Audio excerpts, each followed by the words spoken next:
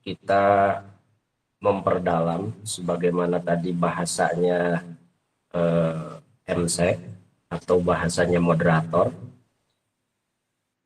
Kita pertama-tama panjatkan dulu doa kepada Allah Subhanahu wa Ta'ala.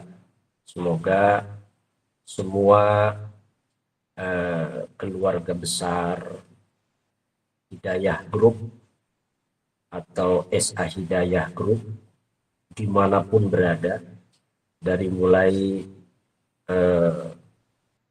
CEO-nya, dari mulai CEO, dari mulai atasan sampai bawahan sampai karyawan, semuanya diberikan kesehatan oleh Allah Subhanahu wa Ta'ala, diberikan kelancaran, kelapangan rezeki, dan mudah-mudahan selalu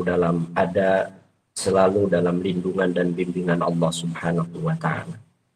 Semua amal, semua pekerjaan mudah-mudahan dimudahkan oleh Allah Jalla Jalaluh dan menghasilkan output yang sesuai dengan cita-cita dan target yang sudah ditetapkan. Akhirnya mudah-mudahan apa yang kita lakukan menjadi amal ibadah di sisi Allah Subhanahu wa Ta'ala. Ala hadhihi niyah wa ala kulli niyatin salihah. Al-Fatihah. Alhamdulillah.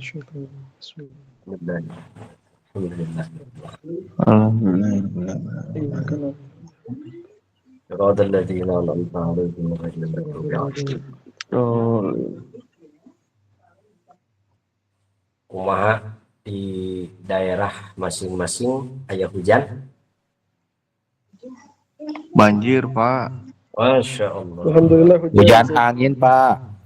Mudah-mudahan sadayana ya dina lindungan Allah Subhanahu wa Ta'ala, dipaparin kasalametan.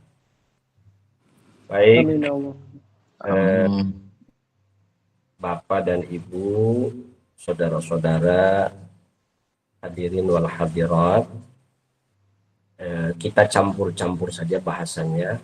Kadang bahasa Indonesia, kadang bahasa Sunda. Aya nu teu ngartos bahasa Sunda? Ngartos, Pak. Aman sadayananya bahasa Sunda aman. Oke. Ada dari Semarang, Ustaz. Maaf. Tadi disampaikan oleh pembawa acara bahwa malam ini kita mengangkat satu tema yang luar biasa, tadabbur Al-Quran, yang mengusung surah Az-Zalzalah. Dan tadi surah Az-Zalzalahnya sudah dibaca oleh saudaraku pembawa acara. Tadabbur itu bagian dari perbuatan yang sangat luhur derajatnya. Karena tadabbur bukan hanya membaca. Kalau membaca itu termasuk dari min babi alladzina yaqra'una kitaballah. Jadi ada alladzina yaqra'una kitaballah, itu membaca. Qiraat artinya membaca. Qiraatul Quran artinya membaca Al-Quran. Jadi Al-Quran hanya dibaca saja. Dibaca, karena membaca Al-Quran hanya membaca saja itu termasuk dari ibadah. Baginda Rasulullah Shallallahu Alaihi Wasallam, beliau mengatakan, saya kalau membaca Al-Quran itu setiap huruf, setiap kalimat diniati satu huruf. Alif, lam, mim. Saya membaca alif satu huruf, lam satu huruf, mim satu huruf. Kenapa? Karena setiap satu huruf dari Al-Quran yang dibaca, itu Allah akan memberikan asyru amsalihah, 10 pahala. Jadi kalau ada orang yang membaca alif, lam, mim, niatnya alif satu huruf, lam satu huruf, mim satu huruf, artinya dia sudah mengantongi 30 pahala. Itu hanya membaca saja. Lalu yang kedua ada alladzina yatluna kitaballah. Orang yang yatlu. Yatlu itu artinya tilawah, mentilawah Al-Quran. Jadi ada yang mengkiroah Al-Quran, ada yang mentilawah Al-Quran. Kalau mentilawah Al-Quran itu lebih tinggi daripada mengkiroah, daripada kiroah. Tilawah itu lebih tinggi daripada kiroah. Kenapa? Karena tilawah itu tidak hanya kiroah. Kiroah belum tentu tilawah, tapi tilawah sudah pasti kiroah. Tapi tilawah itu ada cabang-cabang, termasuk tadabbur Al-Quran. Itu bagian dari tilawatil Quran. Karena Al-Quran bukan hanya dibaca, tetapi Al-Quran difahami, dan setelah difahami kemudian diimplementasikan, diwujudkan, dinyatakan dalam amal perbuatan. Itu namanya tadabbur. Jadi tadabbur itu dibaca, setelah dibaca difahami maknanya, setelah faham maknanya kemudian diimplementasikan, kemudian diwujudkan dalam amal di kehidupan dalam rangka ketaatan dan ibadah kepada Allah Subhanahu wa taala. Jadi tadabbur itu luar biasa. Nah, pada malam ini kita akan mentadabburi satu surat di dalam Al-Qur'anul Karim, terdapat pada juz amma ya. Terdapat pada juz amma atau juz 30. Juz amma itu disebut juz amma karena memang juznya dimulai dari amma yatasaalun. Makanya disebut dengan juz amma. Itu adalah juz 30. Dari juz 30 ini ada satu surat nomor ke-99, namanya surat Az-Zalzalah. Kita sampaikan dulu mukaddimahnya, pembukaannya, sebelum kita mengkaji ayat demi ayat yang tadi dibacakan oleh pembawa acara. Surat Az-Zalzalah ini diturunkan menurut ulama ahli tafsir, ada yang menyatakan bahwa Az-Zalzalah ini adalah madaniyah. Yaitu adalah surat yang diturunkan di Madinah. Ada juga yang mengatakan bahwa surat Az-Zalzalah ini Makkiyah. Dia diturunkan di Makkah. Jadi dua pendapat. Sehingga Al-Imam Asy-Syaikh Wahbah Az-Zuhaili, beliau mengatakan di dalam tafsirnya bahwa kalimat, susunan kalimat dari surat Az-Zalzalah ini, atau uslub kalimat ya, uslub itu artinya susunan. Susunan kalimat surat Az-Zalzalah ini seperti surat Madaniyah, seperti susunan kalimat Madaniyah, seperti susunan kalimat surat-surat yang diturunkan di Madinah. Sedangkan uslub temanya, uslub tema yang ada dalam surat Az-Zalzalah ini menyerupai surat Makkiyah. Makanya para ulama mufassir, ulama-ulama ahli tafsir berbeda pendapat. Ada yang karena melihat susunan kalimatnya lalu menghukumi bahwa surat Az-Zalzalah ini madaniyah. Ada yang karena melihat temanya yang ada dan terkandung di dalam surat Az-Zalzalah ini kemudian menamakan surat ini sebagai surat Makkiyah. Mau madaniyah, mau Makkiyah, yang penting ini adalah Al-Quran yang diturunkan oleh Allah kepada baginda Habibana Muhammad Sallallahu Alaihi Wasallam. Itu yang pertama. Kemudian yang kedua, kenapa surat Az-Zalzalah ini dinamakan surat Az-Zalzalah? Apakah ada nama lain selain surat Az-Zalzalah bagi surat ini? Ada. Nama lain dari surat Az-Zalzalah ini menurut ahli tafsir namanya Az-Zilzal. Jadi ada yang mengatakan az-zalzalah, ada yang mengatakan az-zilzal, ada lagi yang mengatakan surat apa? Surat Idza Juljilat. 3 nama ini diambil dari ayat yang pertama. Idza zulzilatil ardu zilzalaha.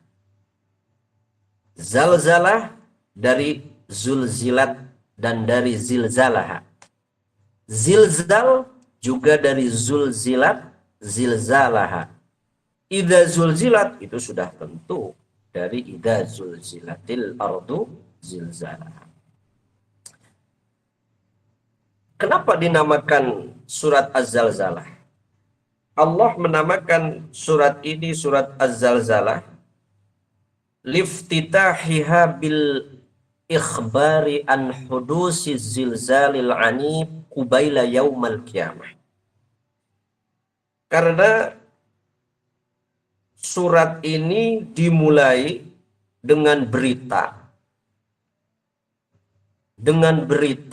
yang datangnya dari Allah Subhanahu wa taala, ikhbar yang datangnya dari Allah Rabbul Karim tentang kejadian yang terjadi kubaila yaumil qiyamah, sebentar sebelum hari kiamat. Jadi belum kiamat ini, tapi menjelang kiamat. Jadi zalzalah ini atau zilzal ini terjadi sebentar sebelum kiamat.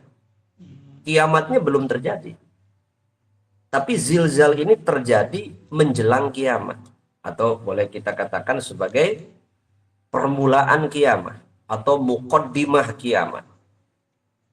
Lamun jalmi anu bade olahraga mah biasa sok aya pemanasan. Nah, ini pemanasannya. Baru pemanasan, belum olahraganya.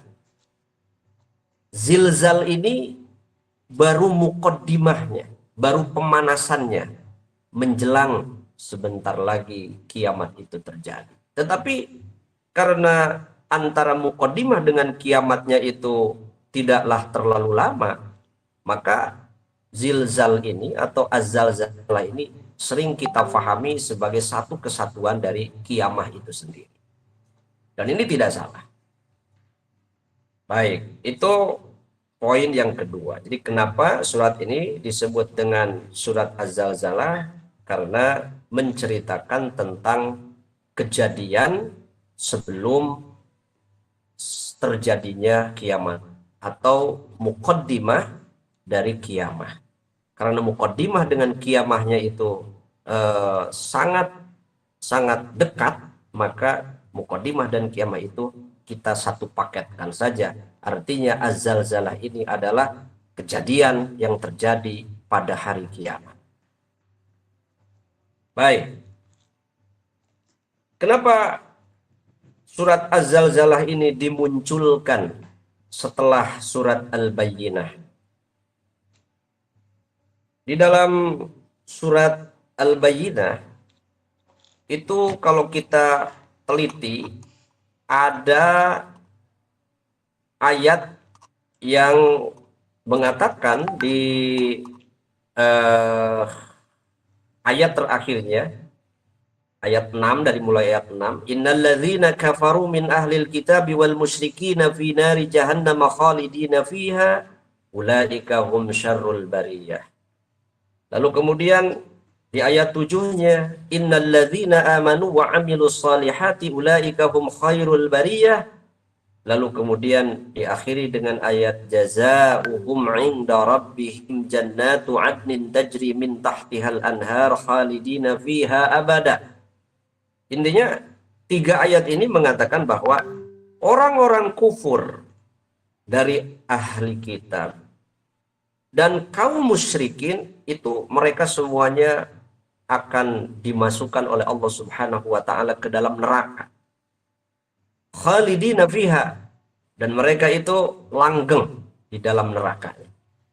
Begitupun orang yang beriman dan beramal soleh, maka mereka kata Allah Jalla Jalalu jazaa'uhum 'inda rabbihim jannatu 'adnin tajri min tahtihal anhar. Mereka akan dimasukkan ke dalam surga. Nah, lalu orang-orang kafir ini bertanya, kapan terjadinya hari kiamat itu? Kapan kita akan bertemu dengan surga dan neraka? Kita akan bertemu dengan surga dan neraka, kata engkau wahai Muhammad, ketika terjadi kiamat. Kapan kiamat itu? Pertanyaan dari orang-orang kafir kepada baginda Nabi Shallallahu Alaihi Wasallam yang menanyakan tentang kapan terjadinya kiamat, sehingga mereka itu bisa membuktikan apa yang diterangkan, apa yang disebutkan oleh Allah di dalam surat Al-Bayyinah, bahwa orang kufur, orang musyrik masuk neraka, sedangkan orang yang beriman, amal soleh masuk surga. Mana surga dan neraka itu? Kami ingin membuktikan. Maka di surat Az-Zalzalah ini namanya munasabatus surah atau munasabatul ayat. Maka ada kaitannya, kaitan antara surat Az-Zalzalah dengan surat Al-Bayyinah. Surat sebelumnya itu adalah surat Az-Zalzalah ini Allah menjawab pertanyaan dari orang-orang kafir ini, pertanyaan dari orang-orang musyrik ini yang menanyakan kapan terjadinya kiamat, kapan kami bisa melihat dan menyaksikan surga dan neraka. Maka seolah-olah Allah menjawab dengan surat ini, urusan kiamat urusan aku, surga dan neraka pun itu urusan keputusanku. Sekarang kata Allah, kamu wahai orang-orang kufur, kamu wahai orang-orang musyrik, lihat saja dan perhatikan saja tanda-tanda atau muqaddimah, indikator-indikator terjadinya kiamat. Jadi Allah tidak memberitahukan kapan terjadinya kiamat hatta kepada baginda Muhammad Rasulullah Shallallahu Alaihi Wasallam, tetapi Allah menyampaikan kepada Nabi, menyampaikan kepada umatnya Nabi, baik itu umat Nabi yang beriman maupun umat Nabi yang belum beriman, tentang kejadian-kejadian, bahkan alamat atau ciri-ciri dari kiamat itu. Sebagian dari kejadian-kejadian terjadinya kiamat itu Allah terangkan di dalam surat Az-Zalzalah ini. Nah, ini adalah munasabah antara surat Az-Zalzalah dengan surat Al-Bayyinah atau surat sebelumnya. Itu poin yang ketiga. Poin yang keempat, surat Az-Zalzalah ini luar biasa, rekan-rekan semua, Bapak dan Ibu sekalian, keutamaannya sampai-sampai ada satu hadis yang dikeluarkan oleh Imam At-Tirmidzi, dan beliau mengatakan bahwa hadis ini adalah hadis hasan. Hadis Imam Tirmidzi ini beliau terima dari seorang sahabat yang bernama Anas bin Malik. Anna Rasulullah sallallahu alaihi wasallam qala li rajulin min ashabihi. Suatu saat Kangjeng Nabi naros ka salah seorang sahabatna. Apa pertanyaan Nabi kepada seorang sahabat itu? Hal tajawwajta ya fulan? Hei fulan, anjeun geus kawin acan? Saur Kangjeng Nabi. Kamu sudah menikah belum? Qala la wallahi ya Rasulullah. Si laki-laki itu menjawab, belum demi Allah ya Rasulullah. Orang Arab itu kan biasa kalau ngomong, orang Arab itu selalu pakai wallahi, wallahi, wallahi. Itu wallahi itu sudah menjadi kebiasaan kalau di Arab. Kalau kita kan takut karena wallahi itu adalah sumpah. Kalau bohong berarti kita harus bayar kifarat sumpah.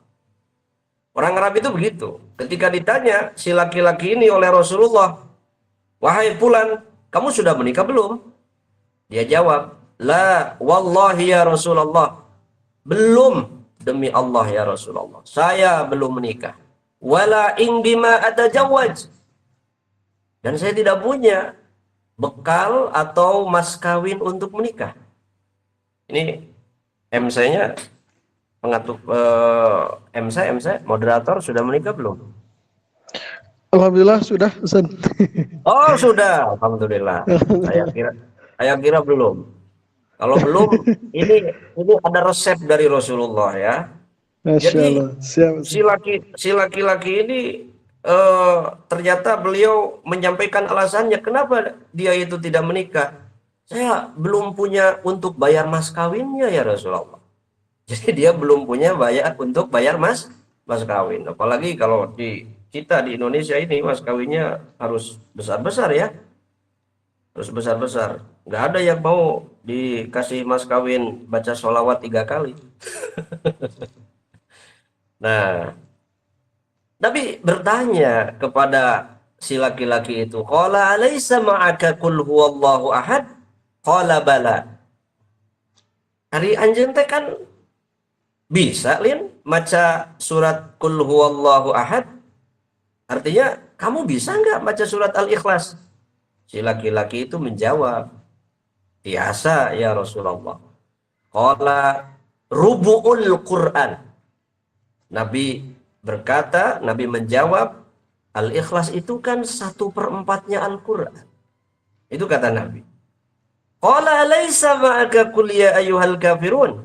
Lalu Nabi bertanya lagi kepada si laki-laki itu, anjen bisa tuh maca qul ya ayyuhal kafirun? Si laki-laki itu menjawab, qala bala. Biasa ya Rasulullah. Kata Nabi, qala rubu'ul Quran. Qul ya ayyuhal kafirun juga adalah 1/4 Al-Quran. Qala. Nabi bertanya lagi kepada si laki-laki itu. Alaysa ma'aka idza zulzilatil ardu? Anjen bisa tuh surat idza zulzilatil ardu zilzalaha. Qala bala. Kata si laki-laki itu, kan tenan ya Rasulullah, abdi tiasa maca idza zulzilatil ardu zilzalaha. Qala kata Rasulullah, rubu'ul Quran. Itu juga adalah 1/4 Al-Quran. Kenapa kamu mengatakan tidak punya bekal, tidak punya mas kawin? Ayo menikahlah. Tazawwaj kata Nabi, menikahlah kamu. Walaupun kamu mas kawinnya dengan membaca Qul huwallahu ahad Al-Ikhlas, atau Qul ya ayyuhal kafirun Al-Kafirun, atau idza juljilatil ardu zilzalaha. Jadi kalau tadi pembawa acara itu membaca surat Az-Zalzalah, idza zulzilatil ardu zilzalaha, itu sama dengan membaca 1/4 makna Al-Quran. Jadi kalau membaca 4 kali sama dengan menghatamkan Al-Quran. Kalau mau menikah, tidak punya modal materi, asal calon istrinya mau, ridho, diberi mas kawin dengan membaca Al-Quran 1 hataman, udah. Kalau baca Al-Quran 1 hataman ketika walimah itu kan lama, baca saja surat idza juljilatil ardu zilzalaha 4 kali itu sama dengan 1 hataman. Karena kata Nabi, idza juljilatil ardu zilzalaha itu 1/4 Al-Quran. Qul ya ayyuhal kafirun 1/4 Al-Quran. Dibaca 4 kali tamat Al-Quran. Qul huwallahu ahad 1/4 Al-Quran. Dibaca 4 kali sama dengan menghatamkan makna Al-Quran 1 kali tamatan. Luar biasa. Artinya surat Az-Zalzalah ini mempunyai keunggulan di sisi baginda Habibana Muhammad Sallallahu Alaihi Wasallam. Itu poin yang keempat. Dan sekarang poin yang kelima, mari kita masuk kepada ayat demi ayat. A'udzu billahi minasyaitonir rajim. Bismillahirrahmanirrahim. Pak moderator silakan dibaca ayat 1 dulu. Mana Ustaz? Dibaca ayat 1 dulu. Nanti saya Ya, betul. akan menjelaskan. Supaya saya tidak seperti orang yang berbicara sendiri. Ada kawan. Siap Ustaz. Oke. Izin tenganggo iya nya Ustaz, video itu Oh iya. sensasinya. Ya, Boleh mangga. izin. Mangga. Bismillahirrahmanirrahim. Idza zulzilatil ardu zilzalaha. Nah, cekap. Sayat-sayat ya. Idza zulzilat, di mana-mana diguncangkan. Kalimat idza di dalam Al-Quran itu menunjukkan sesuatu yang pasti terjadi.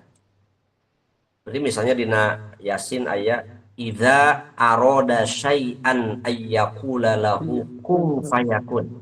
Idza itu menunjukkan sesuatu yang pasti terjadi. Beda dengan in. Kalau in itu mungkin terjadi, mungkin tidak. Kalau in. Tapi kalau idza itu menunjukkan sesuatu yang pasti terjadi. Jadi ketika surat ini dimulai dengan idza, maka apa yang disebutkan oleh Allah setelah kalimat idza itu pasti terjadi. Apa yang pasti terjadi?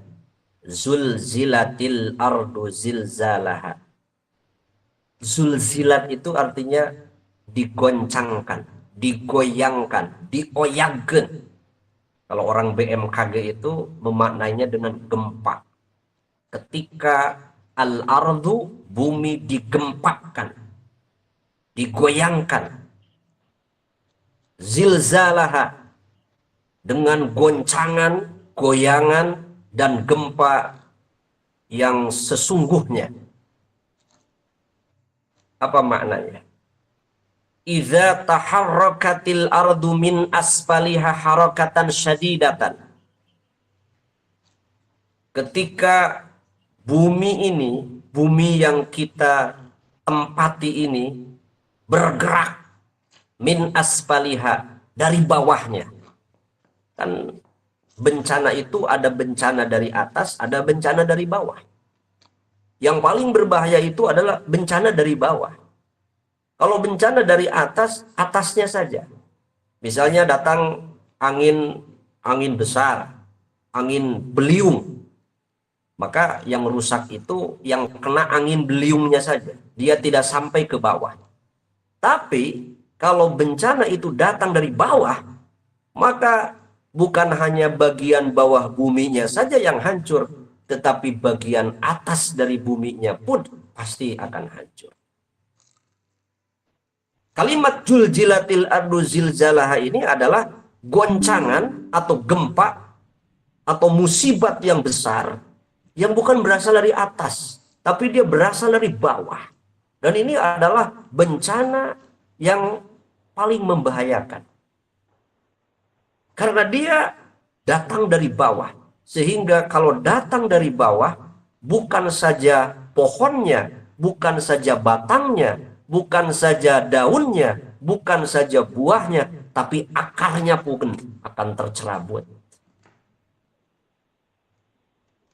Bukan hanya pohon-pohonnya yang ada di atas gunung, bukan hanya bebatuannya saja yang ada di gunung, tetapi isi dari gunung itu akan keluar. Lahar-laharnya akan keluar.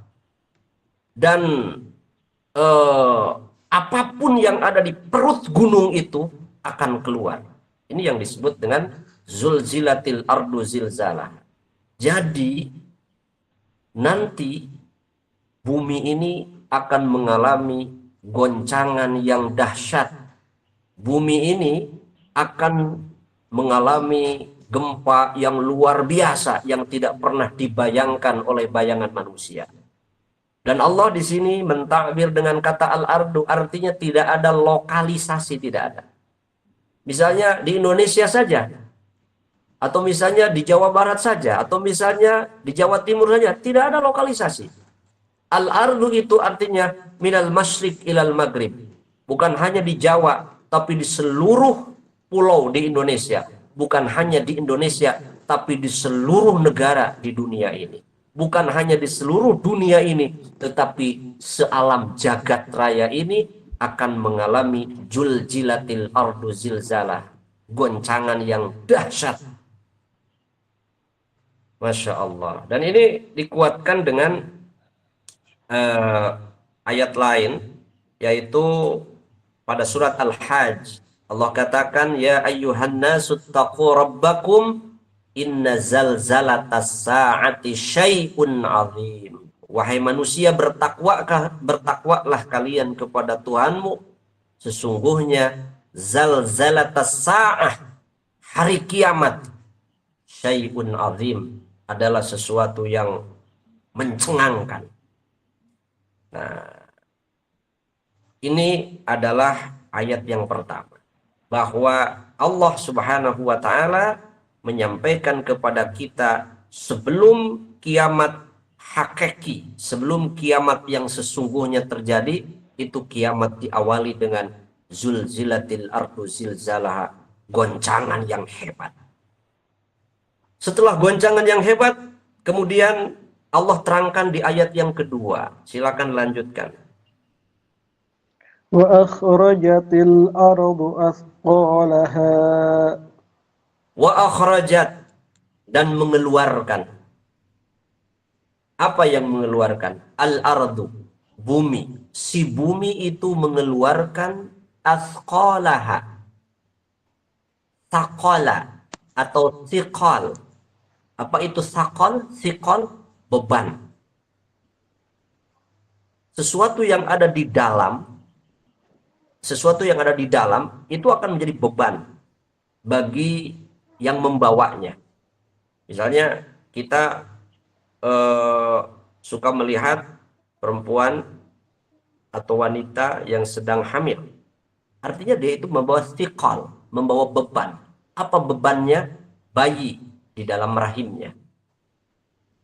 Nah, ketika bayi itu lahir, maka tanya perempuan, dia akan merasa plong. Nah, bumi ini, dia itu mempunyai beban. Di dalam perutnya itu banyak beban. Apa beban yang dirasakan oleh bumi? Beban yang dirasakan oleh bumi itu ada dua.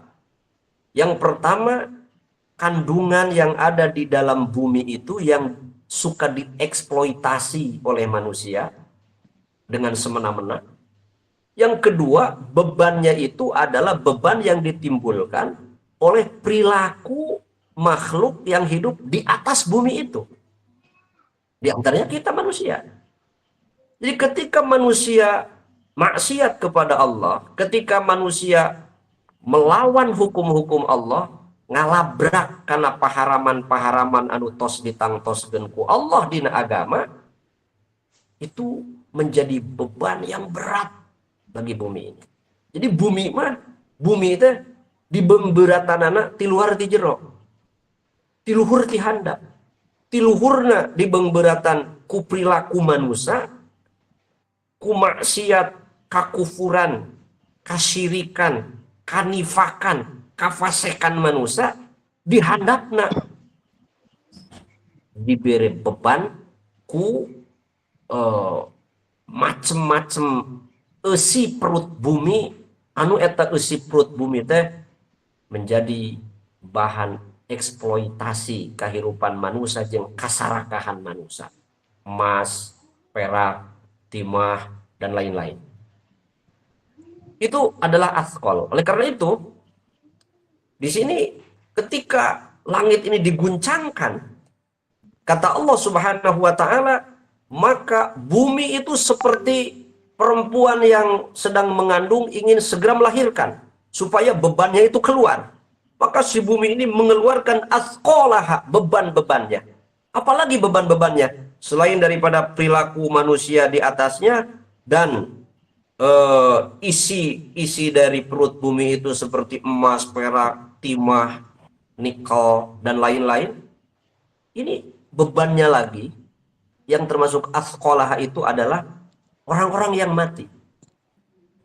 Dari mulai Nabi Adam alaihi salam sampai hari hak terjadinya kiamat. Itu semuanya wa akhrajatil ardu athqalaha, dikeluarkan oleh bumi. Jadi nanti bumi itu akan mengeluarkan beban-bebannya. Bukan hanya dia mengeluarkan perut buminya, isi yang ada di dalam buminya, tetapi orang-orang yang mati yang sudah dikuburkan, orang-orang yang sudah didafnu dari mulai Nabi Adam alaihi salam, dari generasi ke generasi, dari zaman ke zaman, sampai generasi Nabi kita Muhammad sallallahu alaihi wasallam, sampai kita hari ini, dan sampai nanti ketika terjadi hari kiamat, itu semuanya akan dikeluarkan oleh bumi itu. Wa idzal ardu muddat wa alqat ma fiha wa takhallat. Ini perumpamaannya seperti itu. Wa idzal ardu muddat, dan ketika bumi ini muddat, rata. Wa alqat ma fiha, dan bumi memuntahkan apa yang ada di dalamnya. watakhallat, kemudian bumi itu kosong. Jadi sampai dia itu kosong, sampai kita manusia itu kan kadang-kadang, wah saya butuh emas, maka dia gali bumi untuk mengambil emas. Nanti ketika terjadi kiamat, oleh bumi dikasihkan nih emas, mau berapa ribu ton kamu emas, silahkan ambil, dikeluarkan oleh bumi. Kita sekarang gali timah, nanti ketika hari kiamat tiba, timah keluar, silahkan kamu mau ngambil berapa ribu ton timah. Apapun yang sekarang dieksploitasi oleh manusia itu akan dikeluarkan oleh bumi itu sendiri. Kira-kira nanti setelah kiamat kita akan mengambil apa yang dikeluarkan oleh bumi atau tidak? Nah, itu kandungan ayat yang kedua diperkuat dengan sabda Rasulullah. Kata Rasulullah, taqiul ardu aqlada kabidiha amsalal uswani minaz zahabi wal fiddah. Bumi itu nanti akan memuntahkan isi perutnya. Jadi bumi nanti ketika terjadi kiamat akan memuntahkan isi perutnya. Minaz zahabi wal fiddah, dari emas dan perak. Sehingga nanti kita akan menyaksikan ketika terjadi kiamat itu emas dan perak keluar dengan sendirinya. Keluar dengan sendirinya. Fayaji'ul qatil, maka pembunuh datang melihat emas dan perak di hadapannya. Dia berkata, fi hadza qataltu. Waduh, ya karena karena emas jeung perak kaula baheula di dunia keur hirup samemeh kiamat membunuh orang. Wa yaji'ul qati fayaqulu fi hadza qata'tu rahmi. Kemudian orang yang suka qati'ur rahim, orang yang suka memutuskan saudara, anu tukang mutuskan silaturahim, dia datang dan melihat emas dan perak yang dikeluarkan oleh bumi dari perutnya. Dia berkata, hadza qata'tu rahmi, karena ini nih, karena emas dan perak ini. Dulu ketika saya hidup di dunia, saya memutuskan hubungan silaturahim. Wa yaji'us sarik fayaqul, para penjamret datang dan melihat emas perak. Waduh, fi hadza quti'at yadi. Demi emas dan perak ini dulu saya di dunia suka jamret orang. Summa yad'unahu. Kemudian Allah memanggil mereka. So kadaria tuh kadaria. Hei, penjamret kadaria. Pencuri sini. Orang yang suka memutuskan hubungan silaturahim sini. Orang yang saling membunuh gara-gara emas dan perak dulu di dunia, sini. Gara-gara rebutan dunia, ayo ke sini. Silahkan ambil, kata Allah. Mau berapa kamu mau? Mau berapa kilo? Mau berapa kintal? Mau berapa ton kamu tuh emas dan perak? Silahkan ambil. Ternyata fala ya'khuduna minhu syai'an. Jangankan mereka itu mengambil emas dan perak, nu aya ngahuleng sabab beruas. Bujeng-bujeng kaburu nyandak emas jeung perak, mereka itu semuanya ada dalam suasana yang getir, kaget, sabab kejadian poe kiamat itu tidak pernah dibayangkan sebelumnya. Nah, kemudian setelah keluar perut isi dari perut bumi itu, barulah kemudian bumi mengeluarkan orang-orang yang sudah mati. Jadi ada dua fase ya. Fase pertama mengeluarkan emas perak, timah dan lain-lain. Kemudian di fase kedua, bumi itu mengeluarkan orang-orang yang sudah wafat dari mulai Nabi Adam sampai kita umat Nabi Muhammad sallallahu alaihi wasallam. Lanjutkan. Wa qala al-insanu ma laha. Ini dia. Manusia itu ketika terjadi hari kiamat itu terbagi menjadi 3 golongan. Golongan yang pertama, ada yang sudah tidak heran lagi. Karena mereka sudah beriman. Dengan keimanan mereka tahu bahwa ini adalah kiamat. Hadza ma wa'adar rahman wa sadaqal mursalun. Mereka begitu. Inilah yang dijanjikan oleh Allah. Hari inilah hari yang dijanjikan oleh Allah. Dan benarlah para rasul. Benarlah apa yang disampaikan oleh pewaris para rasul, yaitu para ulama, bahwa akan terjadi hari kiamat. Inilah hari kiamat. Makanya syarat seorang mukmin itu adalah wabil akhiratihum yuqinun. Dia harus yakin kepada hari akhir. Kalau tidak yakin kepada hari akhir, sesoleh apapun seseorang, sebaik apapun ibadah seseorang, sedermawan bagaimanapun seseorang, kalau dia tidak meyakini hari akhir, maka keimanannya itu belum sempurna. Syarat seorang mukmin itu wabil akhiratihum yuqinun. Dia harus yakin kepada hari akhir. Nah, orang yang yakin kepada hari akhir itu adalah orang yang ketika terjadi hari kiamat itu dia tidak bingung. Dia tidak tahayyur, tidak bingung. Tidak kaget, tidak pujah. Apalagi khauf, takut. Kenapa? Karena dia sudah tahu dengan keimanannya bahwa inilah hari kiamat yang sudah dijanjikan oleh Allah dan baginda Rasul Sallallahu Alaihi Wasallam. Golongan yang kedua adalah golongan yang tahayyur, yang bingung. Jika jalmi anu nembe gugah kulem, lelembutanana teu acan kempel. Wah, iya aya naon ieu? Aya naon ieu? Geuning kok ieu? Geuning rariweuh. Wah, dia itu seperti orang yang bangun tidur. Dia tahayur, bingung. Apa yang sedang terjadi? Itu golongan yang kedua. Dan golongan yang ketiga, ini adalah golongan orang-orang kufur. Bagaimana orang-orang kufur itu? Orang-orang kufur itu ketika terjadi kiamat, bahkan kiamat itu terjadi, si kufur ini diberitahu bahwa itu kiamat, mereka tetap inkar. Lah, ya melin kiamat, ya gempa bumi biasa saja. Oh, ya melin kiamat, wadul. Ya mah biasa saja. Biasa saja ini, musibah alam. Nah, itu orang-orang kufur. Jadi ada tiga. Wa qalal insanu malaha. Orang-orang itu terkaget-kaget. Dan kekagetannya itu ternyata dikelompokkan menjadi tiga. Ada yang kaget sementara saja, akhirnya dia tidak kaget. Ini orang yang beriman dan mereka mengatakan hadza ma wa'adar rahman wa sadaqal mursalun. Ada yang kaget dan dia belum sadar, bahkan belum sadar kepada dirinya. Ini adalah orang yang tahayyur. Dia belum menyadari benarkah ini kiamat atau belum atau bukan. Dan yang ketiga, ada yang sudah ngerti bahwa ini kiamat tetapi mereka mengingkari. Dan diberitahu pun mereka tetap menolak, tetap mengingkari. Ini orang-orang kufur. Silakan dilanjutkan ayat keempatnya. Ayat keempat.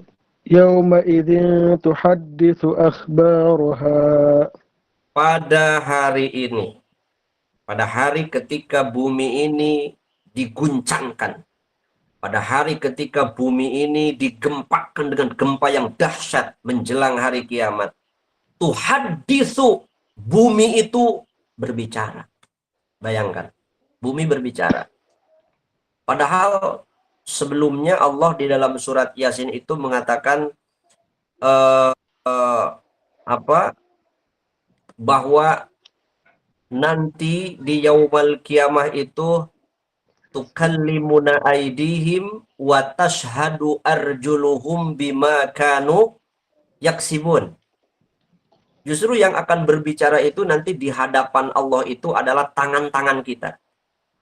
Siapa saksinya? Saksinya adalah kaki-kaki kita.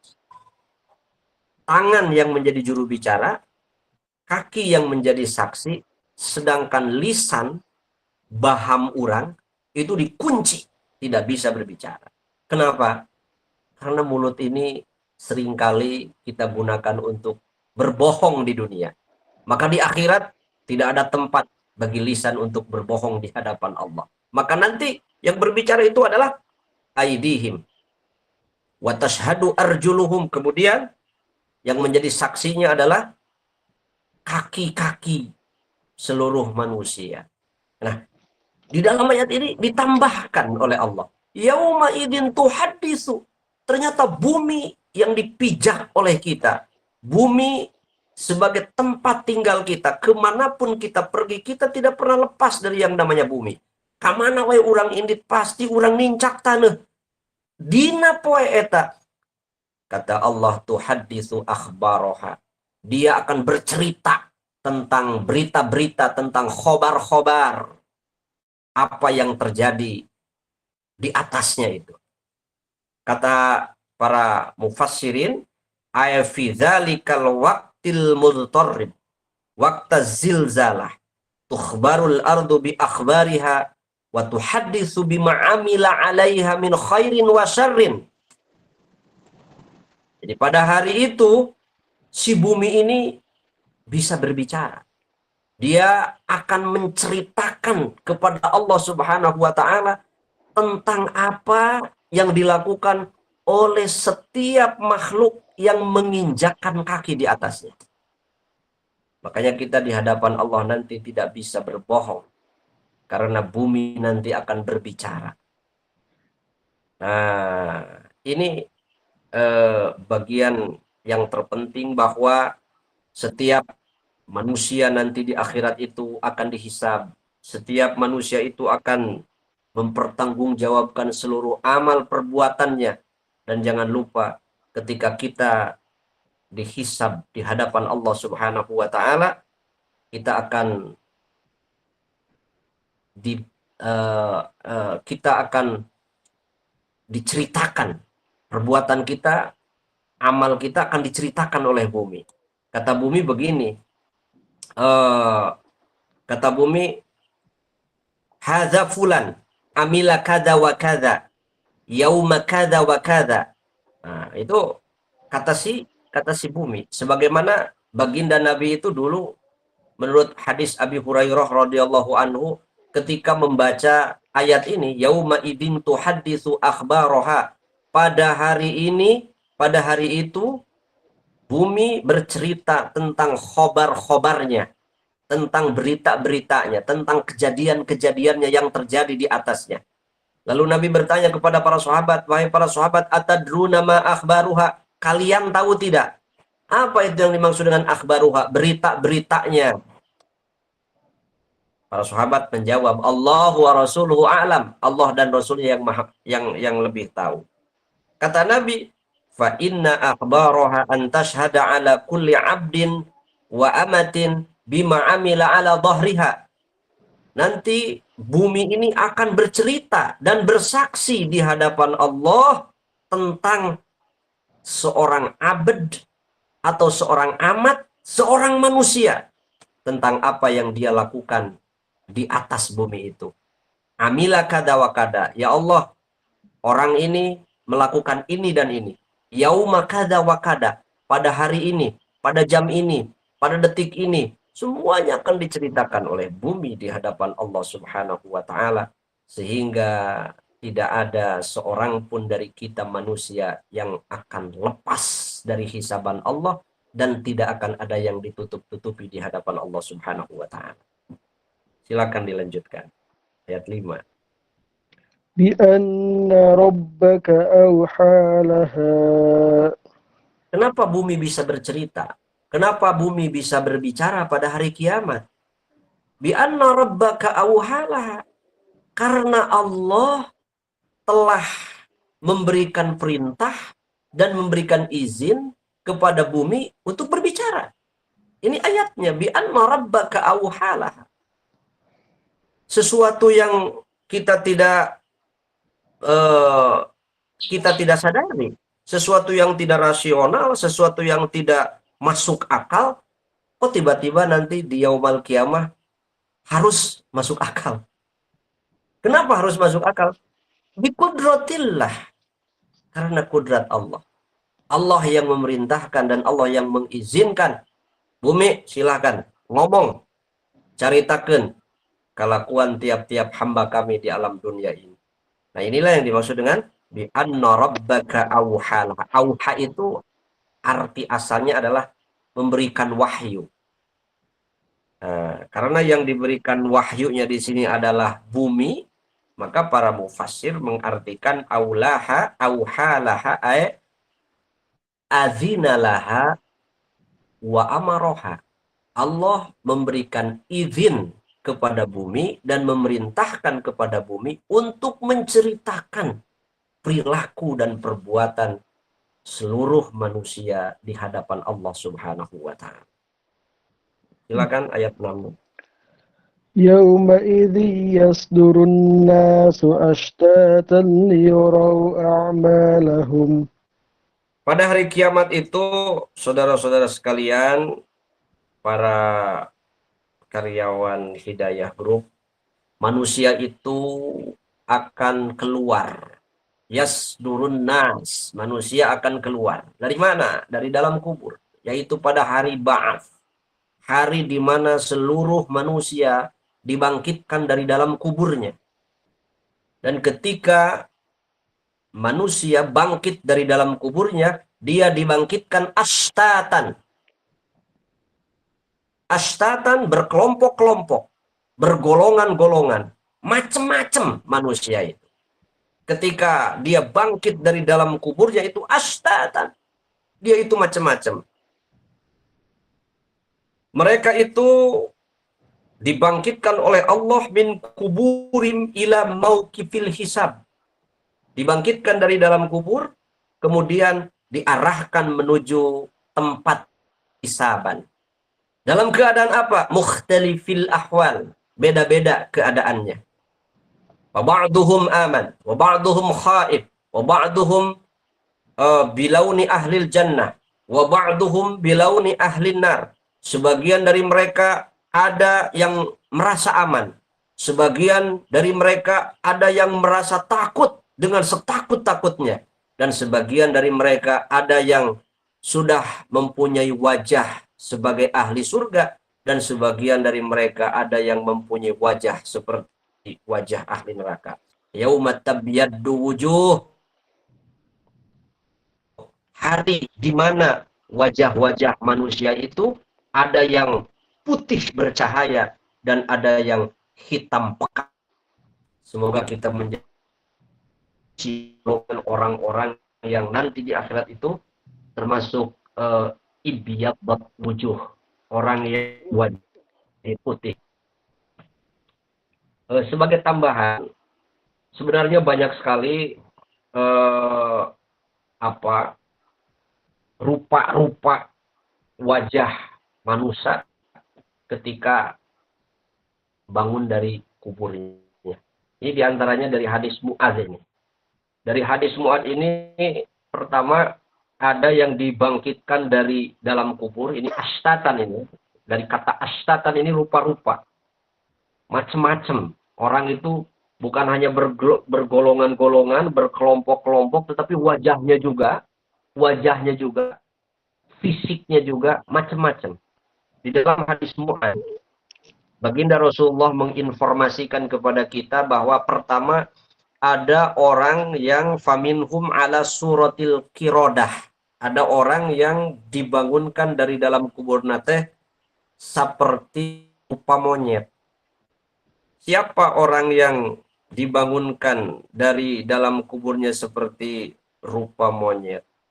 Fal qattatu minan nas yakni an-namam, jalma anu sok nyebarkeun fitnah. Orang yang suka menyebarkan fitnah di dunia ini, orang yang suka mengadu domba supaya bermusuhan satu orang dengan lainnya, ini mereka nanti di akhiratnya kata baginda Rasul, wajahnya itu ala suratil kirodah, seperti rupa monyet. Na'udzubillahi min dzalik. Yang kedua, di akhirat itu ada orang yang ala suratil khanazir. Wajahnya itu seperti rupa babi. Siapa orang yang rupa wajahnya seperti rupa babi? Fa ahlus suhti wal haram wal muksi. Orang yang suka makan harta haram dan merampas hak orang lain. Ini wajahnya seperti wajah babi. Kemudian yang ketiga ada wa ba'duhum munkisun. Ada orang yang tubuhnya terbalik. Orang yang wajahnya, yang tubuhnya terbalik itu maksudnya bagaimana? Kepala jadi di bawah, kaki jadi di atas. Itu terbalik namanya. Kan sekarang kepala di atas, kaki di bawah. Kalau munkisun itu terbalik, kepala di bawah dan kaki di atas. Siapa orang nanti yang di akhirat ketika dibangunkan dari dalam kubur, kepalanya di bawah, kakinya di atas?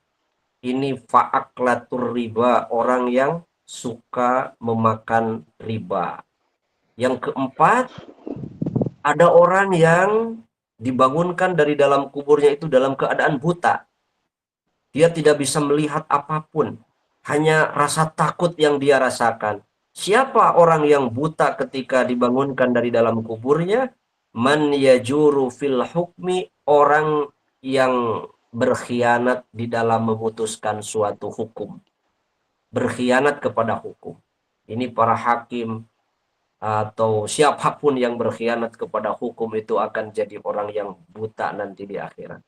Kemudian yang kelima kata Nabi, ada orang yang summum bukmun la ya'kilun, bisu, tuli, dan tidak berakal. Dia itu tahayyur, bingung nanti, linglung di akhirat. Nah, siapa orang yang begini? Alladzina yu'jibuna bi'amalihim, yaitu orang yang merasa amalnya itu paling baik. Ujub dengan amalnya. Ujub dengan perbuatannya. Nanti di akhiratnya itu akan dibangunkan dalam keadaan sumun bukmun. Bisu tuli. La ya'kilun, dan tidak berakal. Yang keenam kata Nabi, ada orang yang dibangunkan dari dalam kuburnya itu, lidahnya menjulur panjang. Ketika lidahnya menjulur panjang, dia makan lidahnya itu. Siapa mereka? Mereka, kata baginda Nabi, fal ulama wal qusas alladzina yukhalifu qauluhum fi'lahum. Mereka adalah orang-orang yang pinter, orang-orang yang berilmu, para penceramah seperti saya mungkin ya. Seperti para penceramah, orang-orang yang pinter, yang pandai bicara, orator, diplomat dan lain-lain, yang pandai berbicara tetapi bicaranya itu tidak sesuai dengan perilakunya. Ini mereka nanti begitu bangun dari dalam kubur, lidahnya menjulur, dan kemudian dia makan sendiri lidahnya itu. Dan yang ketujuh kata Nabi, ada yang musallabun, disalib. Ada orang yang disalib, ada judu'im minan nar, disalib pada salib yang terbuat dari api. Siapa mereka? Mereka adalah pasa'atu bin nasi ila sultan. Ini orang yang suka menjilat penguasa. Para penjilat penguasa itu mereka akan disalib nanti di akhirat. Yang kedelapan itu muqatta'atu aidihim wa arjulihim. Orang yang tangan dan kakinya itu sudah terpotong. Ketika bangun dari kuburnya, nggak ada tangannya, nggak ada kakinya. Siapa mereka? Mereka adalah orang yang palladzina yu'dzunal jiran. Orang yang selalu mengganggu tetangganya. Merepilara kata tanggana. Nuka salapan, aya jalma anu dikeluarkan tina, aya jalma anu dihudang tina pakuburan, asyaddu natnan minal jib. Wah, yang bau kacida. Lebih bau tibatan bangke. Siapa itu? Falladzina yatamatta'una bisyahawati walladzat wa yamna'una haqqallah min amwalihim. Mereka adalah orang yang memuaskan hawa nafsunya, bergelimang dalam dosa syahwat, dan menolak menunaikan hak Allah dari hartanya. Ini dia akan dibangunkan dalam keadaan yang natnan, bau lebih dari bangkai. Dan terakhir kata Nabi pada hadis Mu'ad ini, ada orang yang bangun dari tidur memakai baju timah, maka melepuh seluruh dagingnya itu. Siapa mereka? Fa'ahlul kibri wal fakhri wal khayla. Ini adalah orang yang selalu takabur, suka bermegah-megah dalam hidupnya, dan selalu memuji dirinya sendiri. Nah, ini salah satu hadis Nabi yang diterima dari sahabat Mu'ad bin Jabal. Itu di antara istatan itu. Silakan dilanjutkan. فَمَن يَعْمَلْ مِثْقَالَ ذَرَّةٍ خَيْرًا يَرَهُ. Dan terakhir, sampai akhir saja. وَمَن يَعْمَلْ مِثْقَالَ ذَرَّةٍ شَرًّا يَرَهُ. Baik, kenapa manusia tadi dikeluarkan oleh Allah dari dalam kuburnya ashtatan, bermacam-macam, bergolongan-golongan, rupa-rupa. Bahkan tadi menurut satu riwayat saja sudah ada 10 bentuk wajah orang. Oh ternyata kata Allah, liyurau a'malakum, supaya mereka sadar dan tahu amal mereka itu seperti apa dulu yang dominan di dunianya. Ya mereka bisa berkaca, kurang teh baheula di dunia teh tukang kieu. Nah supaya mereka tahu, karena akhirat itu adalah hari pembuktian. Makanya kata Allah menutup ayat ini, siapa saja, laki-laki atau perempuan, tua atau muda, yang beramal, melakukan sesuatu, mithqala dzarratin, sebesar dzarrah. Dzarrah itu artinya debu yang sangat kecil, yang hanya bisa terlihat apabila matahari menyinarinya. Misalnya kita pagi hari beres-beres rumah, eta kan sok aya kekebul, anu katingalina teh eta kekebul upami kasenter ku panon poe. Itulah yang disebut dengan dzarrah, saking kecilnya.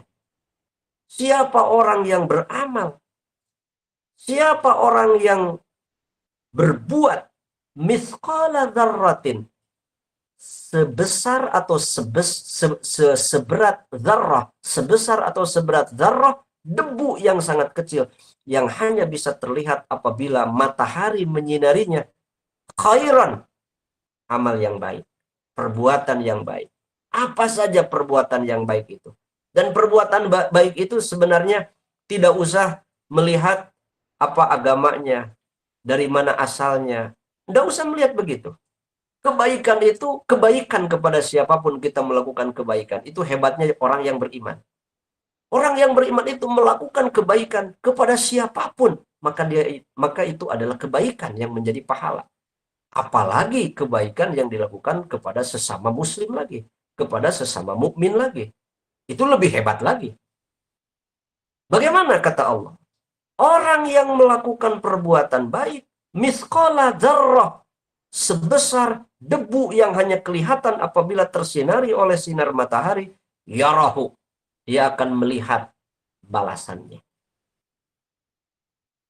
Wa may ya'mal mithqala dzarratin syarran yarah. Begitupun siapa orang yang melakukan perbuatan yang jelek, perbuatan dosa, perbuatan yang buruk sebesar debu yang hanya terlihat oleh matahari, yarah, dia pun akan melihat balasan atau akibat dari perbuatan buruknya itu. Semoga kita semua termasuk orang-orang yang bisa menjaga diri dari sekarang dan mawas diri sebelum hari itu tiba. Kita gunakan, kita manfaatkan waktu hidup kita ini untuk mengoptimalkan ibadah kepada Allah, bertaubat dan beristighfar, agar kita nanti tidak termasuk orang yang kaget dan tidak juga termasuk orang yang inkar, tetapi kita menjadi orang yang siap dan mengatakan hadza ma wa'adar rahman wa sadaqal mursalun, inilah yang dijanjikan oleh Allah dan Rasulnya. Dan dengan iman ini kita akan percaya diri menghadap Allah Subhanahu wa taala pada hari kiamat nanti. Wallahu yaqulul haq wa huwa yahdis sabil. Itu saja yang bisa disampaikan karena Masya Allah. mudah-mudahan bermanfaat, menjadi bahan berpikir dan tadabbur bagi kita untuk mengubah perilaku kita yang berorientasi kepada dunia, tetapi sekarang menjadi berorientasi kepada dunia dan akhirat dan dunia. Masya Silakan Allah. waktu diberikan kepada pembawa acara. Siap, Ustaz. Jazakallah khair. Pembahasannya sangat mendalam sekali terkait dengan tadi Quran Surat Al-Zalzalah. Seakan-akan kita terbawa suasana ketika kita hadir dan mendengarkan pada malam hari ini. Kita merasa terlalu jauh gitu, Ustaz. Dosa yang sudah dilaksanakan dan kita tersadarkan apa yang sudah sama-sama kita kerjakan gitu, Ustaz. Dan mudah-mudahan bukan hanya ketika kita mendengarkan materi dari Ustadz, setelah ini pun kita terus tersadarkan, karena kita harus sama-sama yakin bahwa hari kiamat itu pasti akan tiba. Jazakallah khair Ustadz atas penjelasannya yang luar biasa. Selanjutnya barangkali dari Bapak Ibu semua ada hal yang perlu ditanyakan terkait dengan pembahasan yang sudah disampaikan. Sebelumnya mungkin ini ya Ustadz, dari kolom chat ada yang bertanya, Assalamualaikum Pak Ustadz, izin bertanya, saya Eri dari SPBU Benteng. Rasulullah SAW bersabda, tidak akan bergeser kedua kaki seorang hamba pada hari kiamat nanti sampai ditanya tentang 4 perkara, umurnya, ilmunya, hartanya, dan tubuhnya. Lalu bagaimana seorang muslim dalam menyikapi itu semua di dunia sehingga terhindar dari siksa api neraka? Itu Ustaz, sebelum ya. Oke, baik, terima kasih. Alhamdulillah, pertanyaan yang luar biasa bagus. Ini hadis ini riwayat Imam At-Tirmidzi. Imam At-Tirmidzi itu menilai hadis ini hadis hasan sahih ya.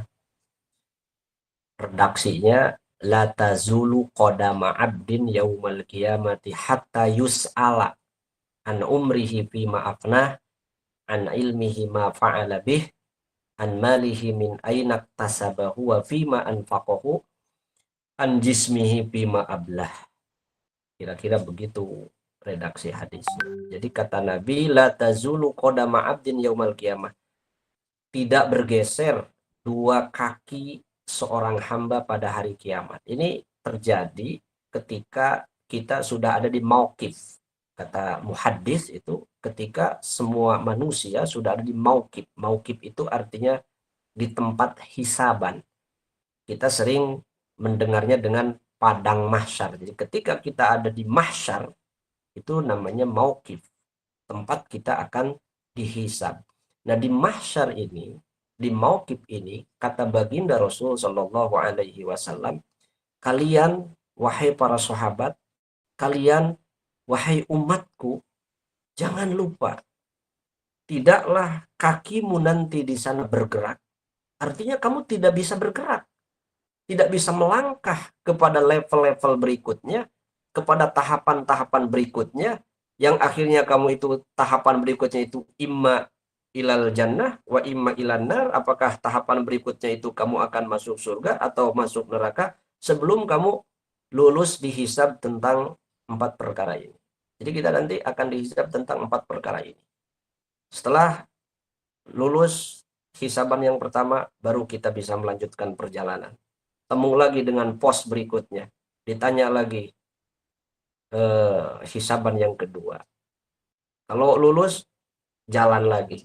Temu lagi dengan pos yang ketiga, sampai pos yang keempat. Kalau sudah lulus yang keempat, kita akan bertemu dengan pos-pos yang lainnya. Karena ini baru satu hadis. Hadis-hadis yang lain banyak yang menyatakan bahwa manusia itu akan berjumpa dengan pos-pos pertanyaan yang sangat banyak sesuai dengan banyaknya aktivitas dan amal perbuatan kita yang harus dipertanggungjawabkan.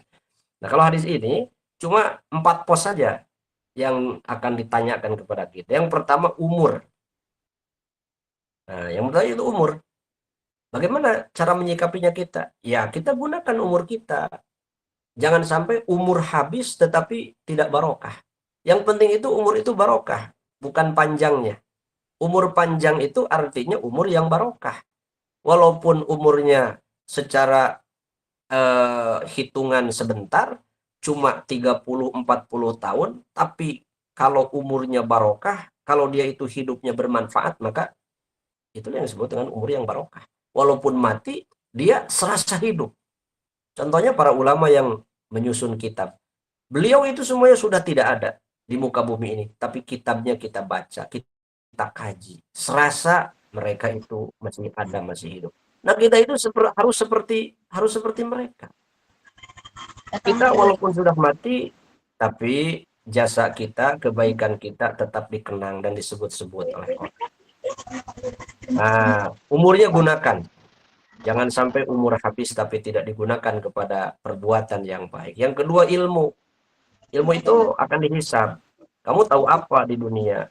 Kamu mencari apa di dunia? Lalu kamu tahu apa di dunia? Setelah kamu tahu, kamu gunakan untuk apa ilmumu itu? Untuk kebaikan atau keburukan? Untuk manfaat atau mafsadat? Untuk maslahat atau sebaliknya? Nah, itu ilmu. Maka sebesar apapun ilmu kita atau sekecil apapun ilmu kita, manfaatkan. Jangan khawatir. Kemudian harta. Harta pun sama. Akan dihisab oleh Allah. Kalau harta itu min ainak tasabahu. Dia akan ditanya oleh Allah. Dari mana kamu mendapatkan harta itu? Tina gawe naon anjen menangkan eta harta. Ladang naon anjen menangkan eta harta. Dia akan ditanya. Makanya kita harus berusaha, harus kasab, harus ikhtiar dari usaha ikhtiar yang halal. Dari ikhtiar usaha yang baik. Agar mudah nanti menjawab pertanyaan ini. Wa fima anfaqahu, dan setelah kamu dapat harta itu, wa fima anfaqahu, disalurkan kemana oleh kamu? Diberikan untuk apa? Dinafkahkan untuk apa? Diinfakkan untuk apa? Apakah disalurkan untuk kebaikan atau keburukan? Dan yang terakhir, anjismihi, tubuh kita ini bima ablah, sampai nanti rusak, dari mulai bayi sampai kita sekarang umur ini, sampai nanti kita tua, sampai aki-aki ini tadi pakai naon, bongkok na anjen tadi pakai naon, rempok na anjen tadi pakai naon, panon nepikeun ka burang teh dipakai naon, balas naon, balas kahadean atau balas kagorengan. Nah, ini yang harus kita persiapkan sejak dini, sehingga poin yang 4 ini, umur kita, ilmu kita, harta kita, tubuh kita, itu menjadi bagian yang bisa dipertanggungjawabkan di hadapan Allah dengan cara yang mudah. Allahumma hasibni hisaban yasira. Semoga Allah menghisab kita dengan hisaban yang mudah. Menghisab umur mudah, menghisab ilmu mudah, menghisab harta mudah, dan menghisab tubuh kita pun mudah, tidak sulit. Kira-kira itu yang harus kita persiapkan. Masya Allah. Jazakallah khair, Ustaz. Insya Allah sudah lengkap dan mendalam ya Pak Eri, jawaban dari tadi pertanyaan yang sudah disampaikan. Barangkali dari Bapak Ibu masih ada hal yang perlu ditanyakan seputar materi yang tadi disampaikan, mangga bisa di kolom chat atau langsung raise hand, open mic. Mangga.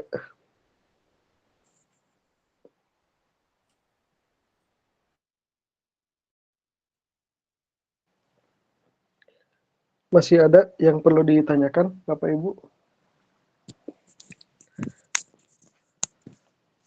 Kalau misalkan dianggap cukup, tidak ada lagi yang perlu ditanyakan terkait dengan materi malam hari ini, langsung ke closing statement. Ustaz.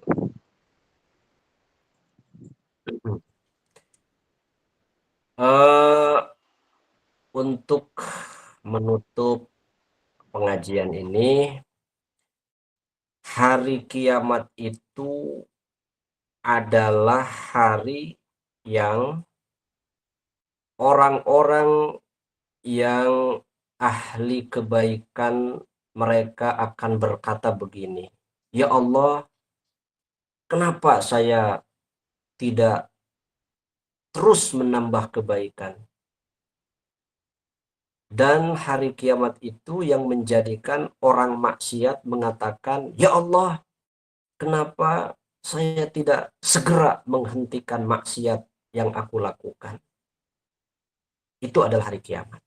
Jadi sebelum sampai kepada kalimat itu, jadilah kita menjadi orang yang baik sekarang, tambah terus kebaikan. Dan jika kita menjadi orang yang salah dan berada pada maksiat, segera hentikan. sebelum kiamat itu tiba. Mudah-mudahan kita selamat dan diselamatkan oleh Allah Subhanahu wa Ta'ala. Amin ya Allah Itu ya saja Rabbal yang bisa disampaikan. Mudah-mudahan bermanfaat, berkah semuanya. Damelna di mana wae, mudah-mudahan di tayungan ku Allah mendapatkan hasil yang halal, hasil anu mucekil, anu manfaat barokah keur diri kulawarga oge bekel pikeun ibadah jeung taat ka Allah Subhanahu wa Ta'ala. Wal afu minkum wallahul muwaffiq ila aqwamit thoriq. Assalamualaikum warahmatullahi wabarakatuh. Waalaikumsalam warahmatullahi wabarakatuh. Masya Allah, jazakallah khair Ustaz atas materi yang sudah disampaikan terkait dengan Quran Surat Al-Zalzalah. Mudah-mudahan ini menjadi pengingat bagi kita semua dan harus setiap bulan supaya kita terus bisa diingatkan ya terkait dengan amalan-amalan ibadah-ibadah kita di dunia gitu, bekal kita untuk nanti di akhirat. Tadi sudah ada absensi yang di-share. Barangkali nanti Bapak Ibu silahkan mengisi absensi yang sudah disediakan. Link absensinya sudah di-share di kolom komentar. Itu yang bisa disampaikan. Mohon maaf jika banyak kesalahan khilafan. Wabillahi taufiq wal hidayah. Assalamualaikum warahmatullahi wabarakatuh. Mari kita sama-sama tutup dengan sama-sama melafazkan alhamdulillah, alhamdulillahirabbil alamin, dan kita tutup dengan doa kifaratul majelis. Subhanakallahumma wa bihamdika asyhadu an la ilaha illa anta astaghfiruka wa atubu ilaik. Mangga Bapak Ibu yang masih belum